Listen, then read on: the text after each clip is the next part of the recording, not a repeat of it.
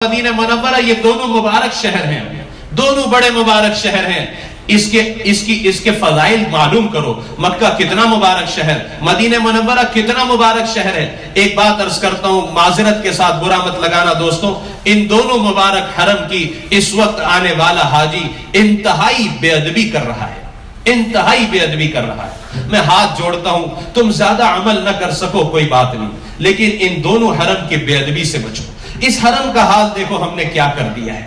لوگ مجھ سے پوچھتے وہ کیا ہوا تھا، کرین حادثہ کیسے ہوا تھا، مینا میں حادثہ کیسے ہوا تھا، وہ 2 سال پہلے مدینہ شریف میں کیا ہوا تھا۔ میں نے کہا وہ جو کچھ ہوا تھا وہ ہماری بے ادبی اور گستاخی کی وجہ سے ہوا تھا۔ ہم یہاں آ کر کیا کر رہے ہیں دوستو؟ میں عرض کرتا ہوں، بمبئی کا مسلمان، ہندوستان کا مسلمان جتنا اپنے ملک کی مسجد کا ادب کرتا ہے اتنا بھی ان دونوں حرم کا ادب نہیں کرتا۔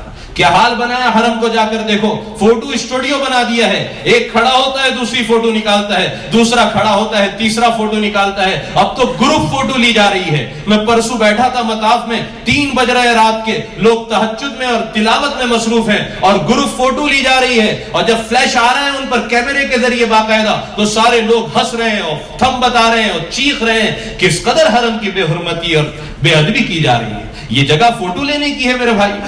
مقام ابراہیم پر دیکھا لڑکیوں کو، بچیاں میری بہنیں سیلفی لے رہی ہیں، سیلفی اسٹک کے ساتھ فوٹو لی جا رہی ہے۔ حرم کی حرمت کو کس قدر پامال کیا جا رہا ہے۔ یہاں تو تمہاری سانسیں رک جانا چاہیے۔ یہ اول بیت ہے، یہ اللہ کا گھر ہے، یہ بے ادبی اور گستاخی کی جگہ نہیں ہے دوستو۔ کس قدر گستاخی اور کس قدر بے ادبیاں یہاں ہو رہی ہیں۔ طواف میں دیکھتا ہوں بعض بھائیوں کو اور بہنوں کو نکاح کے فوراً بعد آ گئے ہیں، کسی نے انہیں بتایا نہیں طواف کیسے کرنا چاہیے۔ کوئی اپنی بیوی کے کاندھے پر ہاتھ رکھ کر طواف کر رہا ہے، کوئی گلے میں ہاتھ ڈال کر طواف کر رہا ہے، کوئی ہاتھ میں ہاتھ لیے طواف کر رہا ہے۔ کوئی مارننگ واک کے لیے آپ نکلے ہو یا کسی گارڈن میں ٹہلنے کے لیے نکلے ہو، طواف کرنے کا طریقہ بھی کسی نے نہیں بتایا کہ کیسے طواف کرنا چاہیے۔ اس قدر بے ادبی ہے، اس قدر جسارت ہے۔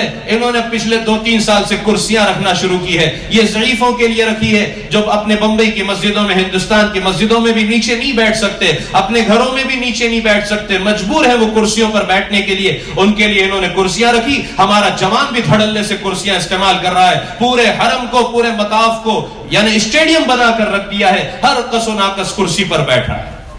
کیا حال ہے، پیچھے بیٹھنے والے کو بیت اللہ نظر نہیں آ رہا۔ نوجوان کو دیکھا کرسی پر بیٹھا، پیر پر پیر چڑھائے، اپنے دوست کو کہا یہاں بیٹھو، وہ بھی کرسی پر بیٹھ گیا، اور باتیں چل رہی ہے دنیا کی، یہاں کی، وہاں کی، لا یعنی حرم میں بیٹھ کر ہو رہی ہے۔ اب تو اللہ معاف فرمائے، مطاف میں بھی وہ آنکھیں نظر نہیں آتی جو بیٹھ کر محبت سے بیت اللہ کو دیکھنے والی ہوں۔ ہمیں دوسروں کی کمی نہیں دیکھنا ہے، لیکن ہم یہ نہ کریں اس کے لیے کبھی ذرا بیٹھے ہوئے مجمع کی آنکھیں دیکھو جو مطاف میں بیٹھی ہوئی ہے، مطاف میں بیٹھ کر بھی یہاں دیکھ رہا ہے، وہاں دیکھ رہا ہے، بیت اللہ کو دیکھنے کی توفیق نہیں ہو رہی۔ 120 رحمتیں بیت اللہ پر نازل ہو رہی ہیں، اس میں 20 صرف دیکھنے والے کے لیے ہے، لیکن وہاں بیٹھ کر بھی بیت اللہ کو محبت کی نگاہ سے نہیں دیکھ رہا۔ میں نے ہمارے ہندوستان کے ایک بڑے عالم دین، ایک بزرگ کو دیکھا، انتقال ہو گیا، اللہ ان کی مغفرت فرمائے۔ جسم بہت زیادہ بھاری تھا، ویل چیئر پر جب مطاف میں رات کو ان کو لایا جاتا تھا، ایسے ٹکٹکی لگا کر بیت اللہ کو دیکھتے تھے کہ پلک بھی نہیں جھپکتی تھی، ایسے بالکل دیکھتے تھے آنکھ۔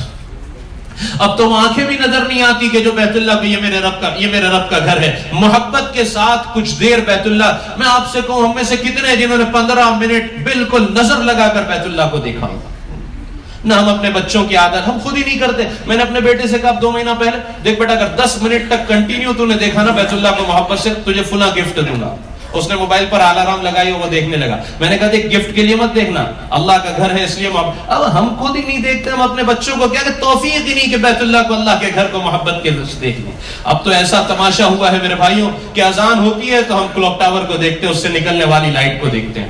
فجر کی اذان میں آپ دیکھیں مطاف میں کس قدر تماشا ہے۔ اذان شروع ہوئی، کلوک ٹاور سے لائٹ نکلی، فوراً مووی بننا شروع ہوتی ہے۔ پہلے وہ کلوک ٹاور کی مووی بناتا ہے، پھر پورے سارے حرم کی بناتا ہے، پھر پلٹا کر اس میں اپنے آپ کو لیتا ہے۔ میں بھی موجود ہوں اس وقت حرم میں۔ انا للہ و انا الیہ راجعون۔ کیا کہا جائے دوستوں، میں تو کہتا ہوں کسی کو برا بھی لگے، اس لیے کہ دونوں حرم کی بہت زیادہ بے ادبی کی جا رہی ہے، بہت زیادہ بے ادبی کی جا رہی ہے۔ کرسیوں کو استعمال کرتے ہیں، جب نماز کھڑے ہوتی ہے صفیں متصل نہیں ہوتی، صفوں کے درمیان کرسیوں کا، جو معذور ہے ان کو نہیں کہتا، ان کی تو معذوری ہے، لیکن جو جوان ہے کیا ضرورت ہے حرم میں؟ فوٹو اس قدر، موبائل کے کیمروں کا اس قدر مس یوز ہے کہ سب سے زیادہ اگر کہیں مووی بن رہی ہے تو یہاں بن رہی ہے۔ انا للہ و انا الیہ راجعون۔ مسجد نبوی کے ادب کی بے ادبی کا یہ حال ہے۔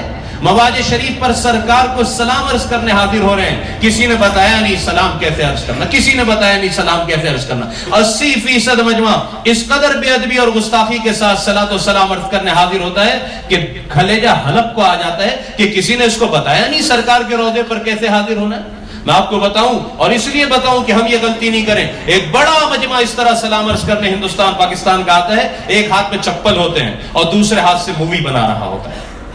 एक हाथ में चप्पल पकड़े हैं और दूसरे हाथ से मूवी बन रही है और सरकार के रोजे पर सलाम अर्ज करने आया है। इन्ना लिल्लाहि व इन्ना इलैहि राजिऊन। कोई जगह न मिली जहां चप्पल रख देता, ये जगह है मूवी बनाने की। ये तो वो जगह है जहां जुनैद और बायजीद की सांसें रुक जाया करती हैं। अदब की वजह से सांस रुक जानी चाहिए। इस कदर गुस्ताखी और बेअदबी कि यहां भी मूवी बना रहे हो। मेरे भाइयों, कोई बताने, मेरी माँ बहनें यहां बड़ी तादाद में हैं, मैं हाथ जोड़कर अपनी माँ बहनों से कहता हूं, सबसे ज्यादा शोर की आवाज तुम्हारी जगह से आती है। तुम्हारा 3 वक्त दरवाजा खुलता है रियादुल जन्ना में जाने का और सलाम अर्ज करने का। उस तीनों वक्त में तुम्हारे यहां से औरतों के हिस्से से शोर की इस कदर आवाज आती है कि मर्दों के हिस्से तक वो शोर की आवाज आती है। और इस कदर औरतें बेअदबी करती हैं। मेरी अहलिया भी कहने लगी 2 महीना पहले, ये हाल है मवाज शरीफ पर सलाम अर्ज करते हुए कि एक दूसरे को धक्के दे रही हैं और सर से दुपट्टे हट रहे हैं, एक दूसरे को चप्पल से मार रही हैं। इन्ना लिल्लाहि व इन्ना इलैहि राजिऊन। मैं आपसे कहता हूं, आपको करीब जाने की जगह न मिले, रियादुल जन्ना में जाने की जगह न मिले, मेरी माँ बहनों, जहां तुम्हें जगह मिले वहीं नमाज पढ़ लेना, जहां जगह मिले वहीं से सलाम अर्ज कर देना, लेकिन बेअदबी और गुस्ताखी से बचना। मैं नहीं कहता, सूरह हुजरात अल्लाह का कुरान कहता है, या अय्युहल्लज़ीना आमनू ला तरफ़उ अस्वातकुम फ़ौक़ सौतिन नबी। ईमान वालों, याद रखो, अगर नबी की आवाज से तुम्हारी आवाज बुलंद हो गई, तुम्हारे सारे हज, सारे उम्रे, सारी तहज्जुद, सारी नवाफिल सब ज़ाय हो जाएगी, तुम्हें पता भी नहीं चलेगा। उलमा फरमाते ला यशऊरून, क्यों कहा गया तुम्हें पता नहीं चलेगा? पता चल जाए तो माफी तो मांग ले, पता भी नहीं चलेगा कि हज, तवाफ, उम्रे सब ज़ाय हो गए, कब वहां की बेअदबी सब कुछ ज़ाय और बर्बाद कर देगी। इसलिए वहां की बेअदबी, यहां तो कहा लब्बैक लब्बैक चीखते हुए आओ, दौड़ो, चलो, भागो, लेकिन मदीने मुनव्वरा अदब की जगह है। कदम भी आहिस्ते रखना। मैं जाने वालों से कहता हूं, थूकने की जरूरत पड़े, खबरदार मदीना की जमीन पर कभी न थूकना, पॉलीथीन बैग में थूकना, डस्टबिन में जाकर थूकना, मदीने मुनव्वरा की जमीन पर बराह रास्त न थूकना, मदीने मुनव्वरा की किसी चीज को बुरा न कहना। सिर्फ किसी ने इतना कह दिया मदीना की दही खट्टी होती है, सरकार ख्वाब में तशरीफ लाए, फरमाया निकल जाओ यहां से, जहां की दही मीठी हो वहां चले जाओ। मदीना मुनव्वरा की किसी चीज को आपने फरमाया जो मदीना वालों के साथ दगा करे वो ऐसे घुल जाएगा जैसे नमक पानी में घुल जाया करता है। मदीने वालों के साथ बुराई का इरादा न करना, मदीने मुनव्वरा की किसी चीज को बुरा न कहना, मदीना की जमीन पर बराह रास्त न थूकना। मदीने मुनव्वरा इंतहाई अदब की जगह है दोस्त, इंतहाई अदब की जगह है। क्या करना? ये आदाब के बाद आखिरी बात, दरूद पाक कहते